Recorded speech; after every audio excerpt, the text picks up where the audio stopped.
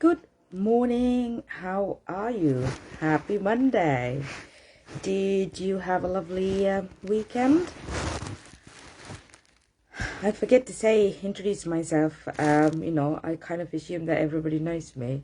So whenever I do a live, I just say what I want to say and then I disappear, never introduce myself. And I just realized I download this and upload them to my YouTube channel, which has 9 subscribers so far, which is good. Anyway, so I'm the Sanka. I help parents connect with their children through the 6 steps that I coach in my masterclass. Today, I thought about talking about something that is really, really important to us as parents. Everything is important, but I wanted to talk to you about manipulation. Because parents often talk about manipulation, right?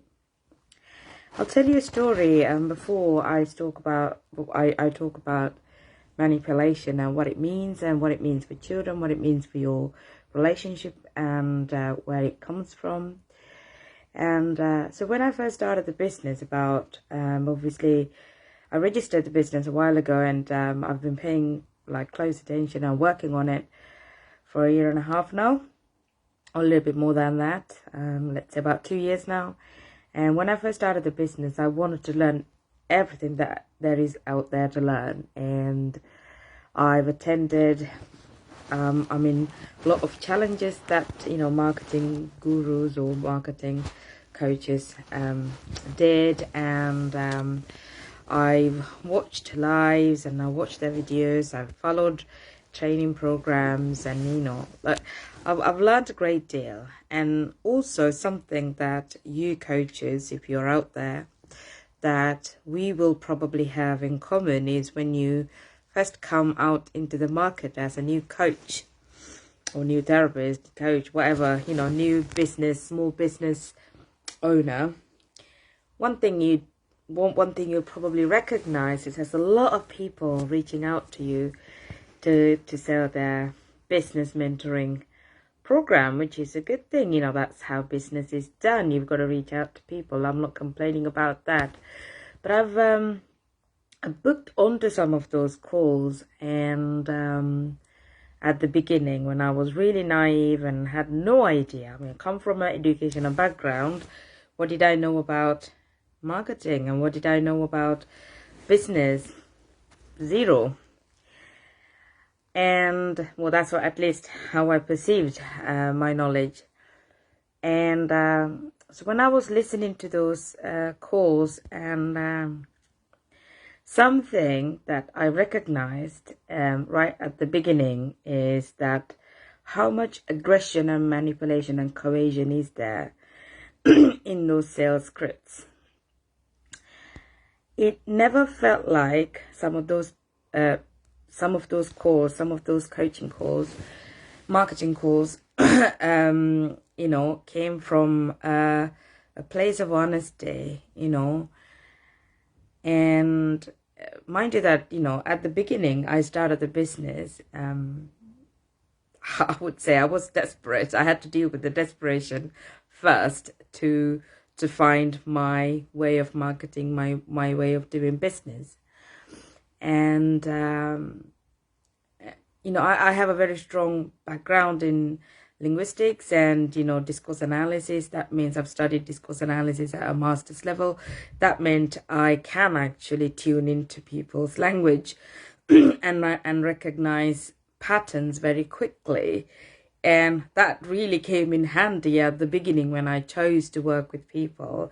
And I have chosen really amazing business mentors to work with, and I'm proud of those decisions. But some of those coaching calls, business calls, they were so built up on my need and came across like they understood my need, and they had the solution to my need. And that's really overgeneralizing, overselling, and in a way very manipulative. Why am I telling this story? Is because when you know that somebody is manipulating you, you lose trust. You will never, ever work with those people. You will not recommend those people. You will also warn other people of your experience. Okay, so the trust is a really, really important component aspect of building up a relationship. And why am I mentioning about trust? Is because when we parent our children, when we look at parent-child relationship from an angle that I am higher up in the hierarchy, you're lower in the hierarchy, and we operate from a place of ego, I know, you don't, and we want our children to behave in a certain way, what happens is we, either knowingly or unknowingly, we end up behaving in a very manipulative way. There's all sorts of manipulations, that one common example is starting your conversations with when your children are defiant, when your children are resistant, and when your children don't do what you want them to do, because they're individuals, they have their own mind and they can make a choice for themselves. When none of that happens, what you do is you bring in the big guns, the manipulation guns. Because sometimes we operate from a place of I'm the victim when you're a parent. But we won't go into that. Different discussion. I want to keep these things simple so that you understand. Or I convey my message, because it all makes sense in my head. So, big guns. What are the big guns? I have sacrificed so much for you. Is this how you respond to me? That is beyond, beyond. The moment you say that, you lose your connection with your child. You lose your trust. They will become very defensive, very defiant, and they will shut down because they're individuals. Your children, doesn't matter how small, how big they are, they're children, they're individuals, they have their own mindset, they have their own individuality. The moment you say things like that, they shut down. Their world is completely shut to you. You're unable to connect with them.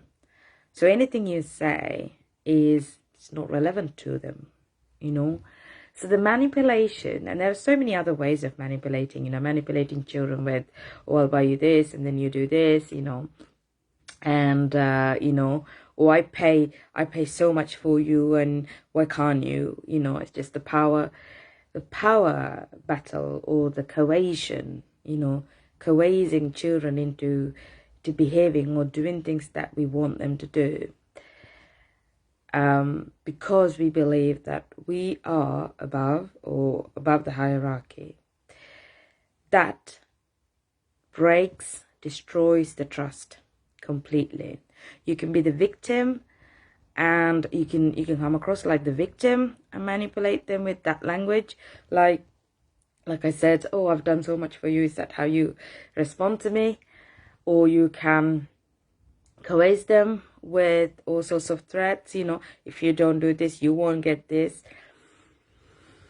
But every time that you do that, what happens is that children